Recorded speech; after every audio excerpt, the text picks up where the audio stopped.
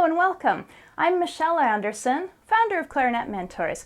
As a professional teacher and performer for over 30 years, one of the things I love doing is helping other clarinet players play more easily. There's so many neat little tricks and systems I've picked up from the excellent teachers I've studied with over the years that I know for myself have made a big difference in my playing. I want to share them with you. Now, as I'm recording this, which is in September, there are lots of people coming back to school and starting clarinet for the first time. And I know on an ongoing basis, there's all kinds of people starting clarinet at any time. But I've had a lot of questions recently about just the simple basics of how do I take care of my clarinet. And that's a really good question. So this is a very basic video. If you're a more experienced player, you probably already know these things, but I invite you to watch in case there's something that you might have missed along the way.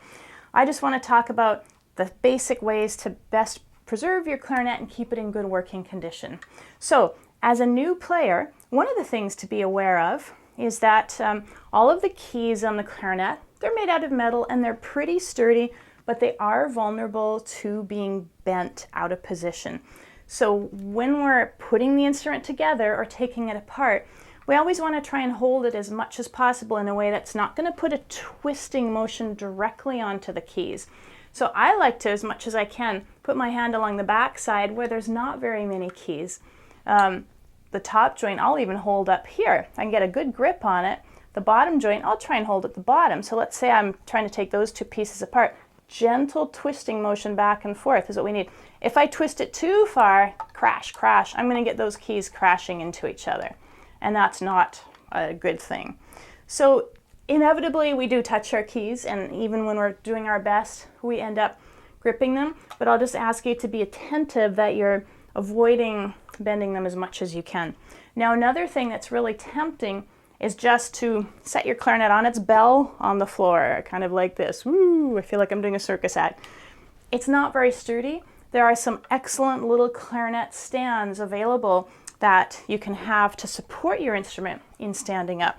And that's really handy. Sometimes in a rehearsal, you'll have a conductor who's talking or asking you to put your instrument down. And in that case, you want a holder. So I'm just showing you an example of one here that I really like. This is made by K&M. It actually fits in the bell in my clarinet case. So when I put it together, it doesn't take up any extra room in my case. When I assemble it, it's got these little legs that come out, screw on, and now I have a really sturdy base that I can set my clarinet on, and if someone crashes into it as I'm bumping it lightly now, it's quite stable. There's also one by a company that's called Pack Stand that's very similar. It's a plastic one that folds up. The only thing about this K&M one, and I'll show you by demonstrating just with my bell, when I do put this in my case, which I do, this has a piece that sticks out, and many clarinet cases don't have space to accommodate that. If your case does, then this is a little bit sturdier. Otherwise, the Pack Stand is a really good one. So that kind of goes in the category of maintenance, because I see a lot of people setting their clarinet on the floor and then it gets knocked over and crashes to the ground and bends or breaks the keys. So just in the area of key maintenance, those are things that are important to know. All right, when we play our instruments, we're blowing a lot of hot air into the instrument, and if you're playing well, you're blowing lots of air into the instrument. It gets quite moist and quite wet inside, and it is really important for the maintenance of our clarinet that we're drying it out thoroughly after we play, for many reasons. If you have a wooden clarinet, it's not good for the wood to stay wet. On all clarinets, we have these things called pads, and they're basically the little white things that cover the holes that our fingers don't cover. If water goes into those pads, it can damage them or sort of shorten their lifetime overall. And if they swell up or change shape, they won't seal properly. And then your clarinet will be harder to play, and you might not know the reason that it's tricky to play. So we want to dry it out each time. And you should have with your clarinet, and if you didn't get one, you should get one, something called a swab. Here's an example of one. It's just a big piece of cloth with a string and a weight on it. There's lots of variations on this. Personally, I like the cotton ones and the silk ones, but there are many that do the trick. So when I finish playing my clarinet, the first thing I do is take off my reed, and the reed will be quite wet. And what I like to do is wipe the excess moisture off either with my fingers or my swab, And just as an aside, if you set your reed down with the flat side out, maybe just put it on your music stand or a table nearby, it's good to let this air dry a little bit before it goes back in its case. I take off my ligature. Now the one piece that we actually don't want to run our swab through is the mouthpiece. Even though the mouthpiece is quite wet, generally speaking, the swab is a little too big for the smaller chamber in the mouthpiece. Or if you've got a metal weight that you're smashing through there, it can dent or ding the inner chamber, which is quite delicately cut.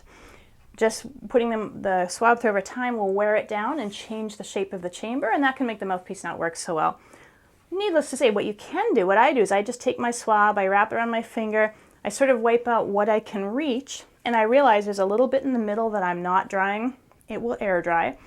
And because it's a plastic or rubber composite, it's not going to be damaged by staying moist.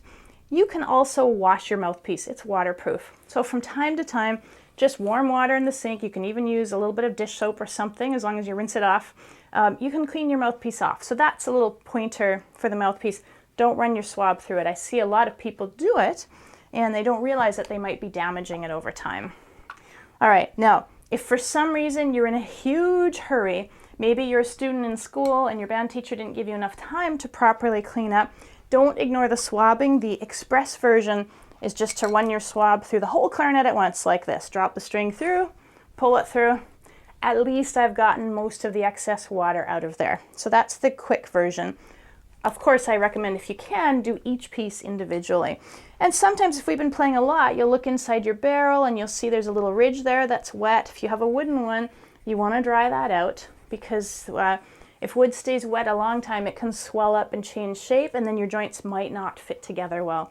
On a plastic instrument, you don't have concerns about it changing shape, but nonetheless, we do want to get it dry. Sometimes you get mold growing in your instrument, which is not a good thing. Drying it out is a good thing. And again, you go through each piece. As I take the pieces apart, I'm trying to grab it so that they come apart easily. Now, those are kind of the important things. If you have a wooden instrument, it's important not to expose it to extreme temperature change. So as winter comes here in the Northern Hemisphere, if you pull your instrument out of the case and it's very cold, perhaps you've had it in a cold car or a cold room in your house, if the wood feels cold, don't blow hot air into the inside immediately. That hot air will expand the inside and push out the colder outside and potentially crack the wood. So before you play it, you warm up the outside. Sometimes I'll do it with my hands, sometimes I'll just blow warm air onto it, but we want it to be warmed up before we play it. Likewise, don't leave it in a hot car where, with the sun coming down, it's going to get ridiculously hot. That can bake and crack the wood as well. A plastic instrument's a little more resilient to temperature change, but just a basic thing. If you have a brand new clarinet, or any clarinet, the corks sometimes get dry. On a brand new clarinet, they're extra thick and really sticky the first few times you put it together. If you find you're putting a piece on and it's a lot of work, do make sure you use cork grease. If you don't have some, you should get it. It comes in a tube, kind of like this, or a little tub, and it's basically like lip balm. You want to put enough on there to make it slippery, but you don't want big gobs of it hanging off either. So on a brand new clarinet, you might need to grease it every time you put it together for the first week or two. And then you'll find it's every other time. Once your corks are broken in a bit and seasoned, I find I grease mine, I would guess, once a week, and depending on the weather and other things. But if your corks are sticky and it's hard, you're going to end up squeezing and wrenching your clarinet together, and then you're more at risk of bending keys. So always keep your corks in good shape so that you're not putting undue pressure onto the instrument. All right, finally, the last little thing I would say when you're assembling your clarinet is watch the bridge key here, which sits under these keys.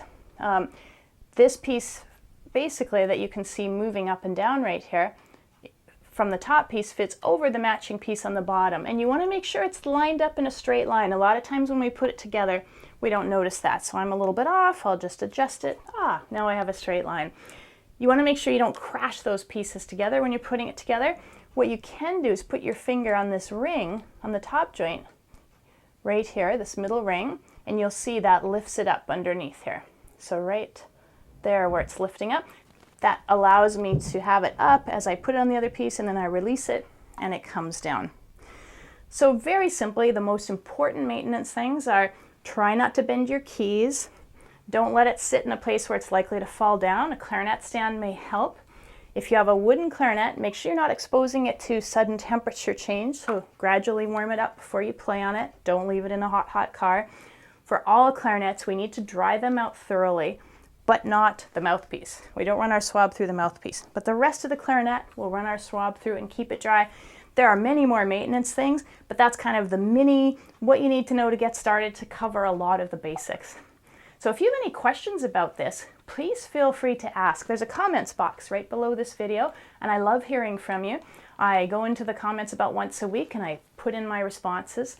I also invite you to join my Clarinet Mentors community if you're not already a member. What I do is I put out a newsletter about every 2 or 3 weeks that has an educational video, like today's.